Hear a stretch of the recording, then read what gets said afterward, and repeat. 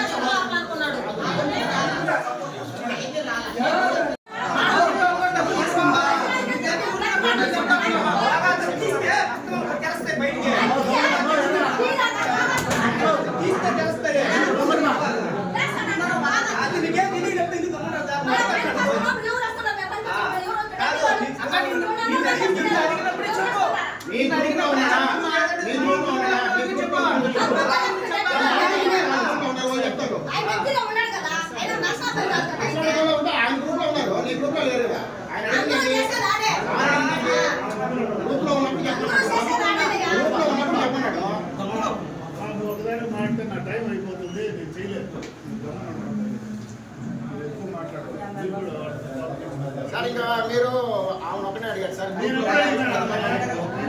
10 మందిని చెప్పేదాన్ని మీరు తీసుకోవాలి. గ్రూప్ సార్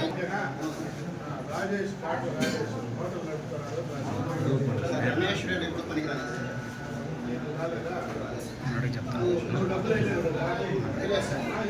రాజేష్ వచ్చాడు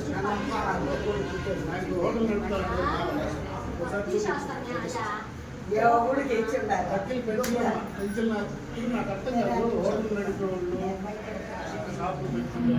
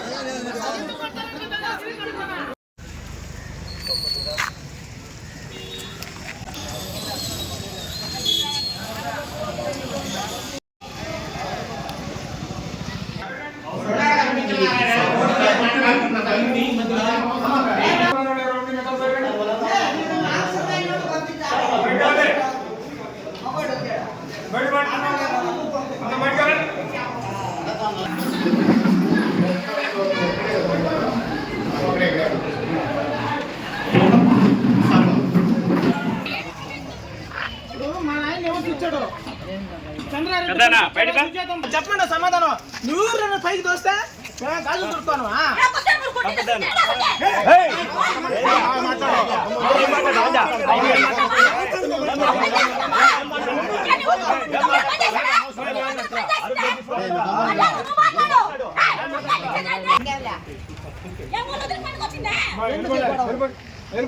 మీరంతా పాండే పమ్మంటే ఇంకా నిలబడి ఉన్నారు.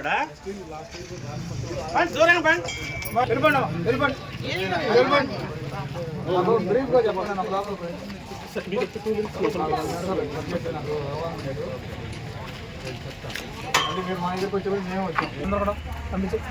వెళ్ళిపోవాలి, అందరూ వెళ్ళిపోవాలి. అందరూ వీడేది అందరూ వీడేది. ఎవరెవరు ఉన్నారో అందరినీ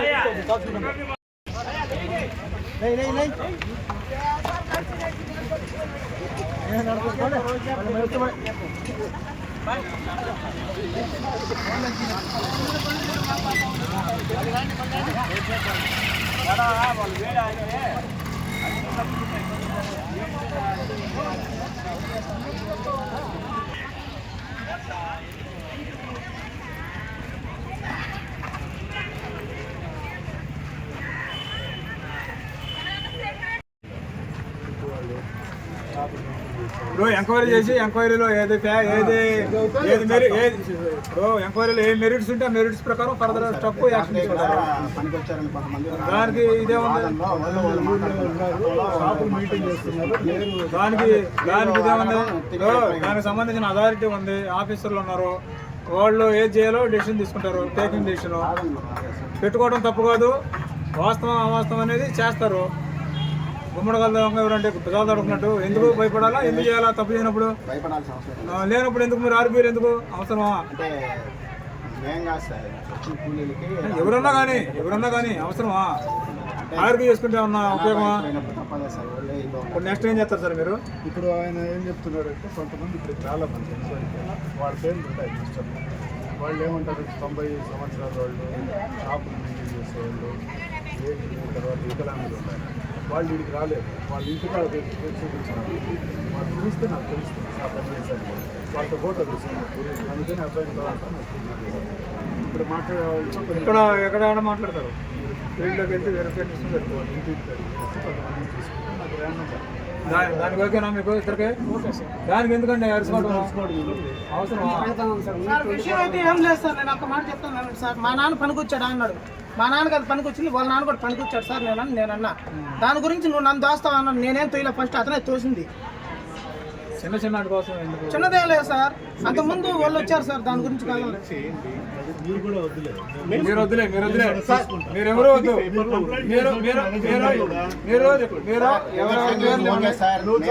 భయపడలేదు. దేనికైనా మేము కూడా సిద్ధంగానే ఉన్నాం. అందుకనే మీరు ఏ కంప్లైంట్ వచ్చినా మేము చెప్పేదాన్ని చూపిస్తాము. పనికి వచ్చిన వాళ్ళు చూపిస్తాము.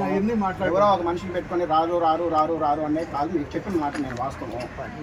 వచ్చిన మనుషుల్లో ఉండే వాళ్ళని అవేమని చెప్పారు. ఒక ఫుల్ ఎస్టేట్ గవర్నమెంట్ మారిన తర్వాత పాత్రలు తీసేసి మీకు ట్రైనింగ్ ఇచ్చారు ఎట్లా చేయాలని. మీ మీద అలిగేషన్ వచ్చింది. వచ్చిన 5-6 నెలలకే మీరు చేత కాకొచ్చిందో లేదంటే మీరు తప్పులు చేసినారో మాకు తెలియదు. ఇప్పుడు చూస్తే తెలుస్తుంది. చూపించుకోండి. మీరు పేమెంట్ చేసే అమౌంట్ అప్లోడ్ పెట్టారా? అప్లోడ్ టెక్నికల్ అసిస్టెంట్ రికార్డ్ చేశాడా? ఎంబుక్ రికార్డ్ చేసి ఈసీ చెక్ మీద ఏపీఓ అప్రూవల్ ఇచ్చినాడా? ఎంపీడీఓ పేమెంట్ చేసినాడా? ఇంతమంది చేసిన తర్వాత వాళ్ళకి అకౌంట్లో డబ్బులు పడ్డాయి. దాన్ని చూడాల్సిన బాధ్యత మాకు ఉండదు. అది నువ్వు చూపించుకోవాలి. ఒక ఫీల్డ్ అసిస్టెంట్ కూడా నీ మీద నేల రూపం వచ్చినప్పుడు నిరూపించుకోవాల్సిన బాధ్యత ఏమొస్తుంది? ఇదే. చూసుకొని నేను ఒక 1/2 అవర్ మళ్ళీ వెళ్ళిపోతాను. రవి వీడియోది ఎవరితో గొడవ అవసరం. వీడియోది నేను వాళ్ళని విచారించుకుంటా, ఫోటో తీసుకుంటా. మాకు తెలుస్తుంది వాళ్ళు పని చేసినట్టు లేదో వాళ్ళు మాట్లాడదాన్ని బట్టి నేను వీళ్ళకు చెప్పను, వాళ్ళకు చెప్పను. అంతే నా అండర్స్టాండింగ్ లో. మన వీడియో అవసరం లేదు. బయట అంతే. చిన్నప్పుడు రాయనోళ్ళు ఉన్నారు ఇంటి వాళ్ళు షాపులు మెయింటైన్ చేసేవాళ్ళు. ఇప్పుడు ఎంక్వైరీ చేసి ఎంక్వైరీలో ఇప్పుడు ఎంక్వైరీలో ఏ మెరిట్స్ ఉంటే ఆ మెరిట్స్ ప్రకారం ఫర్దర్ స్టెప్ యాక్షన్ తీసుకుంటారు. పనికి వచ్చారని కొంతమంది దానికి ఇదేముంది, షాపులు మెయింటైన్ చేస్తున్నారు లేరు. దానికి ఇదేముంది, ఇప్పుడు దానికి సంబంధించిన అథారిటీ ఉంది, ఆఫీసర్లు ఉన్నారు, వాళ్ళు ఏది చేయాలో డెసిషన్ తీసుకుంటారు, టేకింగ్ డెసిషన్. పెట్టుకోవడం తప్పు కాదు, వాస్తవం అవాస్తవం అనేది చేస్తారు. గుమ్మడి కలదాం ఎవరంటే పిల్లలు అనుకున్నట్టు ఎందుకు భయపడాలా, ఎందుకు చేయాలా? తప్పు చేయనప్పుడు భయపడాల్సిన అవసరం లేనప్పుడు ఎందుకు మరి ఆర్గ్యూలు ఎందుకు అవసరమా? అంటే మేం కాదు సార్, వచ్చిన కూలీలకి ఎవరన్నా కానీ అవసరమా? ఆర్గ్యూ చేసుకుంటే ఏమన్నా ఉపయోగమా? తప్పదా సార్? ఇప్పుడు నెక్స్ట్ ఏం చేస్తారు సార్ మీరు? ఇప్పుడు ఆయన ఏం చెప్తున్నాడంటే కొంతమంది ఇక్కడికి చాలా మంది ఎంక్వైరీకి వాళ్ళ పేర్లు ఉన్నాయి పుస్తకంలో. వాళ్ళు ఏమంటారు, 90 సంవత్సరాల వాళ్ళు, షాపులు మెయింటైన్ చేసేవాళ్ళు, ఏజ్డ్, తర్వాత వికలాంగులు ఉంటారు. వాళ్ళు వీడికి రాలేదు, వాళ్ళు ఇంటికాడ చూపించినప్పుడు వాళ్ళు చూస్తే నాకు తెలుస్తుంది సార్ పని చేశారు, వాళ్ళతో ఫోటో తీసుకున్నారు. అందుకని అబ్బాయిని పదార్థాన్ని నచ్చుతున్నారు. ఇక్కడ మాట్లాడే వాళ్ళతో ఎక్కడ మాట్లాడతారు? ఫీల్డ్లోకి వెళ్తే వెరిఫై చేసుకుని పెట్టుకోవాలి. ఇంటికి చేస్తే కొంతమంది చూసుకుంటే నాకు ర్యాండంగా దానికి ఓకేనా మీకు ఇద్దరికి? దానికి ఎందుకండి అరుచుకోవడం అవసరం? సార్ విషయం అయితే ఏం లేదు సార్, నేను ఒక మాట చెప్తాను సార్. మా నాన్న పనికొచ్చాడా అన్నాడు, మా నాన్నకి అది పనికొచ్చింది, వాళ్ళ నాన్న కూడా పనికొచ్చాడు సార్ నేనన్నా. దాని గురించి నువ్వు నన్ను దోస్తావు అన్నాను, నేనేం తోయలే, ఫస్ట్ అతనే తోసింది. చిన్న వాటి కోసం ఎందుకు? చిన్నదేం లేదు సార్, అంతకుముందు వాళ్ళు వచ్చారు సార్, దాని గురించి కాదు. మీరు కూడా వద్దులే, మీరు వద్దులే మీరు ఎవరు వద్దు. మీరు ఎవరెవరి పేర్లు ఉన్నాయి? సార్ నేను కూడా ఏం భయపడలేదు, దేనికైనా మేము కూడా సిద్ధంగానే ఉన్నాం. అవన్నీ మీ ఇష్టం. అందుకనే మీరు ఏ కంప్లైంట్ ఇచ్చినా పనికి వచ్చిన వాళ్ళు చూపిస్తాం. అవన్నీ ఎవరో ఒక మనుషులు పెట్టుకొని రారు రారు రారు రారు అనే కాదు, మీకు చెప్పిన మాట నేను వాస్తవం. వచ్చిన మనుషులు ఉండే వాళ్ళని అడగమని చెప్పారు. ఒక ఫీల్డ్ అసిస్టెంట్ గవర్నమెంట్ మారిన తర్వాత పాత వాళ్ళు తీసేసి మీరు వచ్చారు, మీకు ట్రైనింగ్ ఇచ్చాం ఎట్లా చేయాలని. మీ మీద అలిగేషన్ వచ్చిన 5-6 నెలలకే మీకు చేత కాకొచ్చిందో లేదంటే మీరు తప్పులు చేసినారో మాకు తెలియదు. ఇప్పుడు చూస్తే తెలుస్తుంది, చూపించుకోండి. మీరు పేమెంట్ చేసే అమౌంట్ అప్లోడ్ పెట్టారా? టెక్నికల్ అసిస్టెంట్ రికార్డ్ చేశాడా? ఎంబుక్ రికార్డ్ చేసి ఈసీ చెక్ మెజర్ చేశాడా? ఏపీఓ అప్రూవల్ ఇచ్చినాడా? ఎంపీడీఓ పేమెంట్ చేసినాడా? ఇంతమంది చేసిన తర్వాత వాళ్ళకి అకౌంట్లో డబ్బులు పడ్డాయి. దాన్ని చూడాల్సిన బాధ్యత మాకు ఉండదు కదా, అది నువ్వు చూపించుకోవాలి. ఒక ఫీల్డ్ అసిస్టెంట్ కూడా నీ మీద నేర రూపం వచ్చినప్పుడు నిరూపించుకోవాల్సిన బాధ్యత ఏమొస్తుంది? మీ పక్కన ఉన్నాడు సార్, బయట జరిగితే బయట వచ్చినా ఎవరు వచ్చినా మీరు సామరస్యంగా మనం డబ్బులు ఖర్చు పెట్టిన వాళ్ళం, ఉపాధి హామీలో మన బాధ్యతలు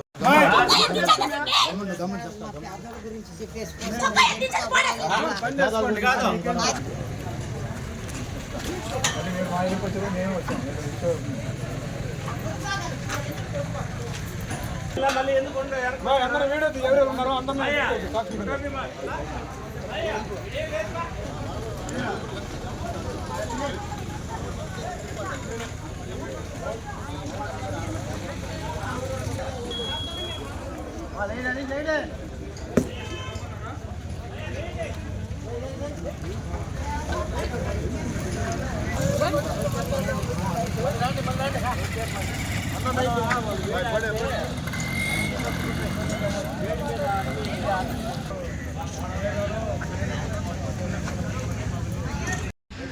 గడిచిన జూలై మాసం 2024 జూలై నుంచి గతంలో ఉన్న ఫీల్డ్ అసిస్టెంట్ని తొలగించి కొత్త వ్యక్తుల్ని నియమించి వాళ్ళ ద్వారా ఫీల్డ్ అసిస్టెంట్గా వాళ్ళని అపాయింట్ చేయకుండానే డక్కిలి గ్రామ పంచాయతీ నుండి మహాత్మా గాంధీ ఉపాధి హామీ పథకాన్ని కంటిన్యూ చేస్తున్నారు.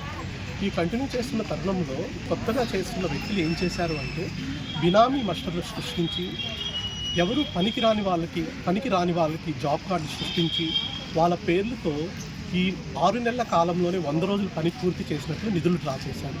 అంతేకాకుండా అర్హులైన ఎస్సీ ఎస్టీ కుటుంబాలు 400 పైచీలకు ఉన్నాయి. వాళ్ళెవరికి 100 రోజులు పనిదిన్న వాళ్ళు ఇంకా కనిపించలేదు.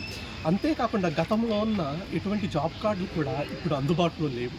అది ఎందుకు అనేది కూడా గౌరవ ఏపీడీఓ గారు ఈరోజు ఎంక్వైరీకి వచ్చారు. ఆయన సమగ్ర నివేదికను సమర్పించి దానిపైన తమ యాక్షన్స్ తీసుకుంటున్నారు. ఇప్పుడు వీళ్ళు సృష్టించిన ఫేక్ మస్టర్లో ఉన్న జాబ్ కార్డ్స్ ఏంటంటే కూరగాయల వ్యాపారం చేసుకునేవాళ్ళు, ఫ్యాన్సీ స్టోర్లు రన్ చేసేవాళ్ళు, ప్రొవిజన్ షాప్ రన్ చేసేవాళ్ళు, సాఫ్ట్వేర్ ఇంజనీరింగ్ ఉద్యోగం చేసేవాళ్ళు, వయోవృద్ధులు అంటే కనీసం కిలోమీటర్ నడవలేని వాళ్ళు, ఊర్లో నివాసం లేని వాళ్ళు, హై స్కూల్లో వాచ్మెన్గా ఉన్నవాళ్ళు, టిఫిన్ సెంటర్ల వాళ్ళు, నెక్స్ట్ అక్కడి నుంచి పోతే ల్యాండ్రీ షాప్ వాళ్ళు, చికెన్ షాపుల వాళ్ళు, ఇలాంటి వాళ్ళతో పనిచేసి సుమారుగా 80 పైచీలకు జాబ్ కార్డు సృష్టించి 100 రోజులు పని చేసినట్లు నిధులు డ్రా చేశారు. దీనిపైన గతంలో మేము కలెక్టర్ గారికి గ్రీవెన్స్లో ఇచ్చాము. అదేవిధంగా Krishna Teja IAS PR and RD director గారికి కూడా నివేదిక సమర్పించాము. ఏ ఒక్క మస్టర్లో కూడా పని చేస్తున్న పేర్లు నమోదు చేసిన వాళ్ళ ఫోటోలు లేవు, ఏ ఒక్క మస్టర్లో కూడా లేవు.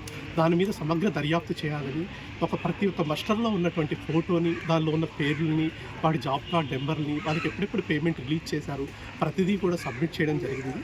ఈ దర్యాప్తు ద్వారా అయినా ఇక మహాత్మా గాంధీ గ్రామీణ ఉపాధి హామీ పథకంలో పేదలకు మంచి జరుగుతుందని, బినామీల అకౌంట్లో డబ్బులు వేసుకొని డ్రా చేయకుండా ఆపుతారని, సింగిల్ జాబ్ కార్డుల మీద యాక్షన్లు తీసుకుంటారని మేము కోరుకుంటున్నాము. సో ఈ నివేదిక పాజిటివ్గా వచ్చి రాబోయే కాలం నుంచి అయినా మంచి వ్యక్తితో పని చేపించి పేదలకు పని లేని వారికి పని కల్పిస్తారని, బినామీ మస్టర్లకు అడ్డుకట్ట వేస్తారని, ఫేక్ జాబ్ కార్డ్స్ని తొలగిస్తారని కోరుకుంటున్నాము, ఆశిస్తున్నాము. పంచాయతీలో పనిచేస్తున్నటువంటి మేటుగా పెంచలరెడ్డి పైన అవినీతి ఆరోపణలు వచ్చినాయి. కూలీలు మా బోగస్ మాస్టర్లు వేసి పనికిరాని పేర్లు నమోదు చేసి పని కల్పిస్తూ వాటికి అక్రమాలు చేస్తున్నట్టు ఇక్కడ డక్కిలి మురళి అనే వ్యక్తి పీజీఆర్ఎస్లో కలెక్టర్ గారికి అర్జీ ఇవ్వడం వల్ల నన్ను ఎంక్వైరీ ఆఫీసర్గా వేయడం జరిగింది. దానిపైన సంబంధించి కూలీలని కంప్లైంట్ వాళ్ళని కలిపి దక్కిలి సచివాలయంలో వాళ్ళు విచారించడం జరిగింది.